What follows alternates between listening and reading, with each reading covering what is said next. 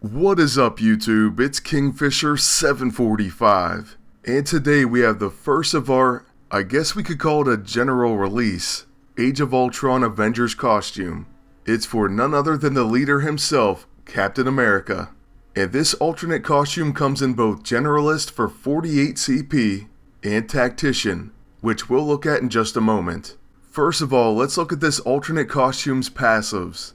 He has Defensive Stance, chance to block attacks taking reduced damage. Next he has Inspiring Leadership, provides inspiring leadership to all allies, increasing accuracy, attack, defense, and evasion. But heroes can only benefit from a single passive morale effect. In other words, they won't stack. Then finally, his Age of Ultron Avengers passive is called Together. All Age of Ultron Avengers will not take extra damage from attacks that exploit status effects. That is actually a pretty valuable passive, and that's because nearly all of the hard-hitting abilities exploit something or other. Because of Together, you should nerf that damage considerably.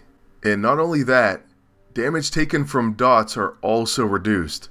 So yeah, that's going to be beneficial as well. Damage over time effects are very popular right now, and many of the defensive teams rely on them.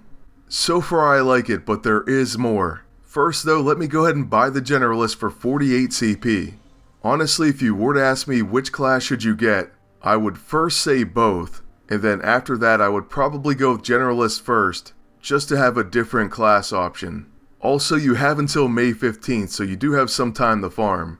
And the Tactician costume is only 34 CP, so thank you Playdom. I'm very happy to see more affordable pricing. But anyways, to quickly go over his abilities before we use them in PvP, first of all he has Shield Bash. It does a decent amount of damage, and it's going to cause Dizzy.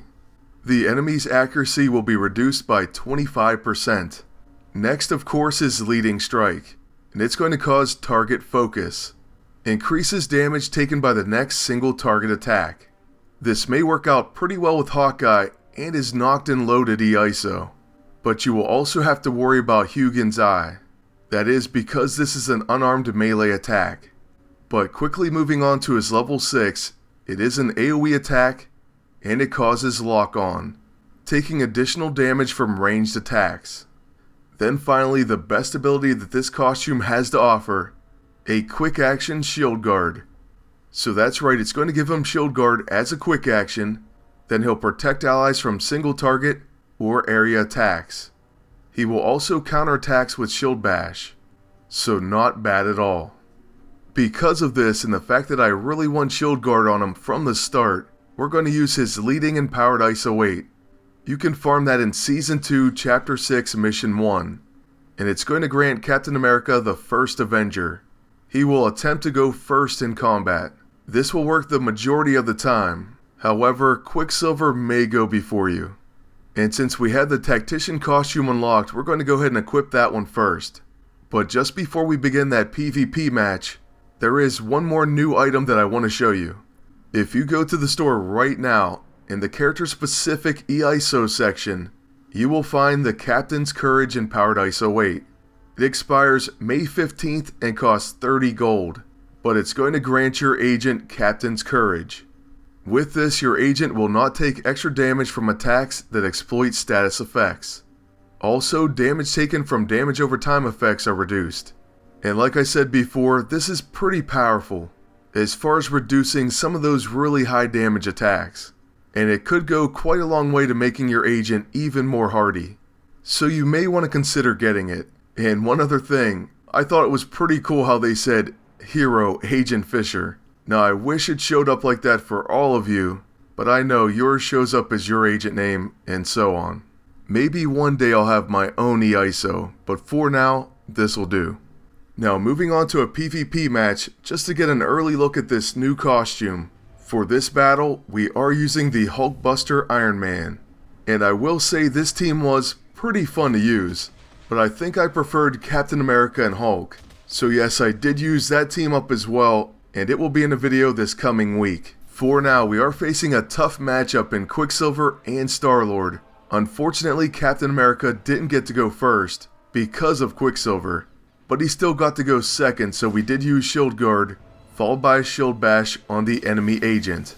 Oh, and fun, we take a Spray and Pray just for attacking. But one really cool thing is we got to see Iron Man's overloading ISO 8 for the first time. This is his brand new E-ISO from the Hulkbuster vs. Hulk Heroic, or Epic Battle, and it grants him overloading, chance to prevent and counter enemy tech attacks. It happened quite a while ago now, but as you saw, it completely interrupted the enemy agent. So that was pretty awesome, I have to admit. In more recent good news, the enemy Blaster Star-Lord just gave my agent an extra turn. So we're going to use the Blackest Void, followed by the Neurotrope, and then we're going to attack with the Hand of Apocalypse. Okay, I was worried about that blast from the past, but we lived through it, and we connect with a pretty solid hit ourselves. Next, with our Iron Man, you don't even know how bad I want to use Digger missiles. It could be incredible, especially on Quicksilver, but I am worried that we won't finish off the agent. That has me debating between using our level 1 or that AoE. Ultimately, I'm going to go with our level 1 just in case. I really can't have this agent living another turn. The really good news is we get a follow-up attack, and so that easily takes him out. Plus, it's really going to help out our power level as well. Then with my agent's actual turn, we'll use the hand on Quicksilver, and that places off balance, plus does some damage. Alright, and Quicksilver punches his own teammate. We'll take it. But then he comes after Captain America. This time Cap actually counters with a leading strike. And then on his turn I believe we'll take down Quicksilver with his level 1. See, Captain America actually can do quite a bit of damage, especially with Boombuster from Iron Man. So if you thought that hit was good, that's just barely scratching the surface. Quicksilver didn't even have any buffs. Now I know that unfortunately my agent did die a little while back the Rock's Fall. That ability had Fatal Blow, and surprisingly the AI seems to know when to use it.